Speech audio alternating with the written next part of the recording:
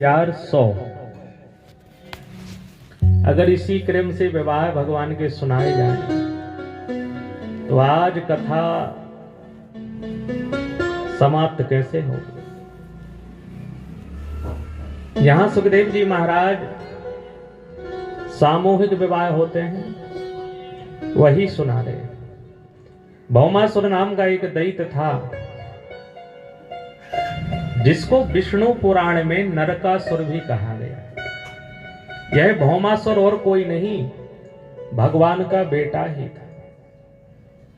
जब बाराह रूप में पृथ्वी मैया को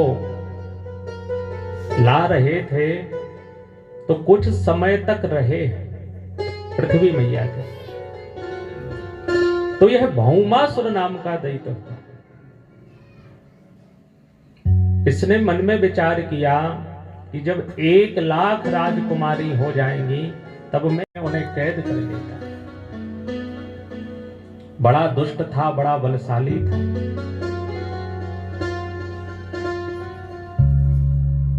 एक दिन इंद्र आए हैं, शिकायत की कि महाराज भौमासुर का अत्याचार बहुत बढ़ रहा है। हमारी जो मां है अदिति, उनके यह बहुमूल कुंडल चुरा करके ले गया। भगवान गरुड़ में बैठ करके सत्यभामा को साथ में लेकर के गए हैं। भौमासुर से युद्ध हुआ है।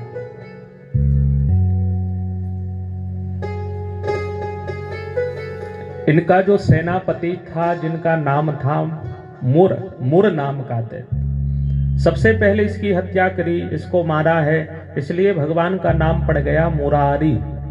बोलिए मुरारी भगवान की। और भयानक युद्ध भौमासुर से हुआ है।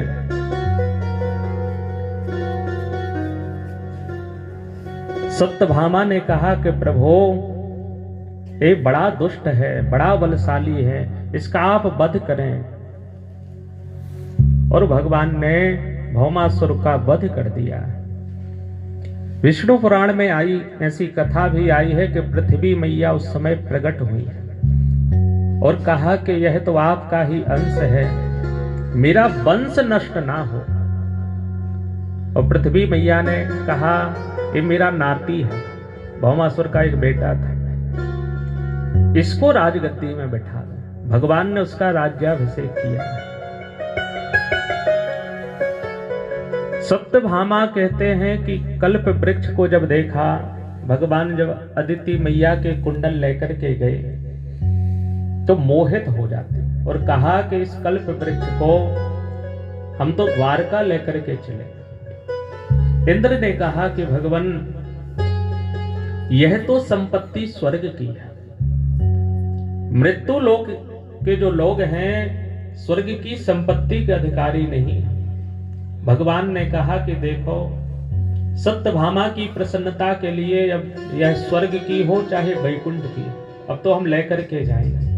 और यहाँ युद्ध हुआ है। भगवान ने अकेले ही समस्त देव सेना को पराजित किया है। अंत में इंद्र ने क्षमा प्रार्थना करी और कल्प वृक्ष लेकर के आए हैं। इंद्र ने कहा कि प्रभु जब तक आप धरा में रहेंगे तब तक कल्प वृक्ष रहेगा, आपके जाते ही यह स्वर्ग की संपत्ति स्वर्ग वापस आ जाएगी।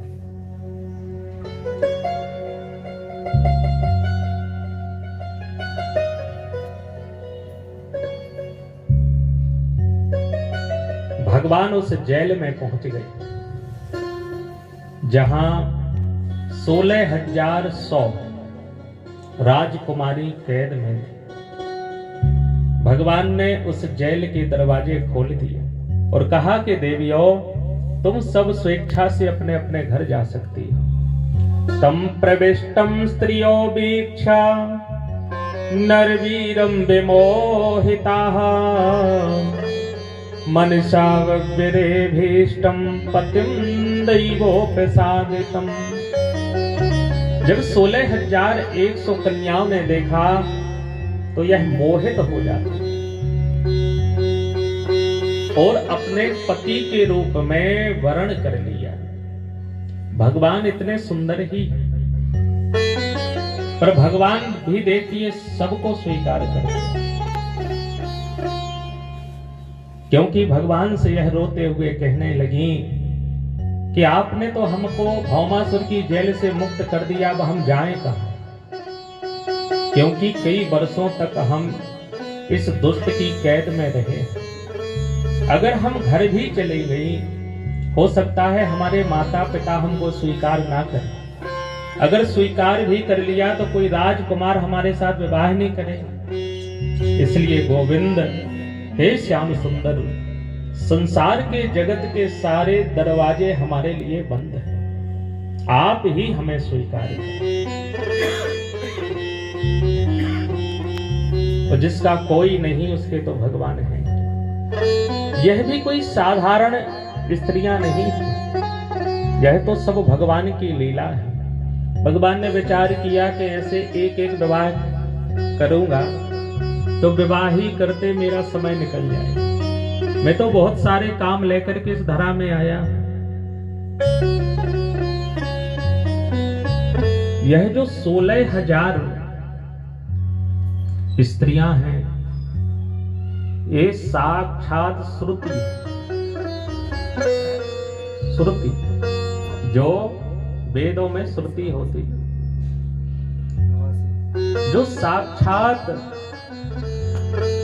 स्त्री रूप धारण करके आई है और भगवान की सेवा में यह पहुंची है। जो 100 और थी, वो कहते हैं कि जब श्री सीता जी को त्याग दिया, वन चली गई सीता जी, वाल्मीकि मुनि के आश्रम में रहने लगी। उसके बाद इन्होंने, भगवान श्री राम ने 100 अश्वमेध यज्ञ किए। ब्राह्मणों ने कहा कि पत्नी के बगैर यज्ञ अधूरा है, इसलिए आप दूसरा विवाह कर लें। भगवान ने अस्वीकार कर दिया।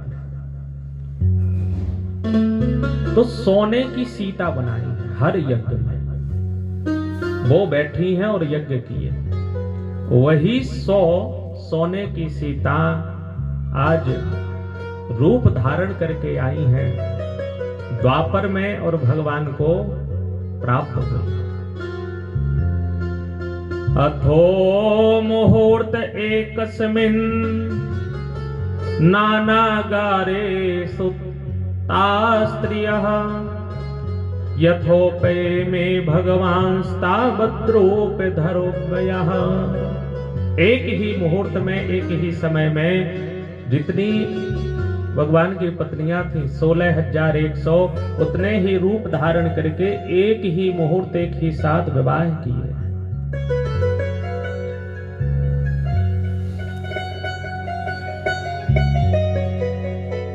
बोले कृष्ण कन्हैया लाल की। बड़ा सुंदर एक भजन है, श्रवण सभी लोग आनंद ले।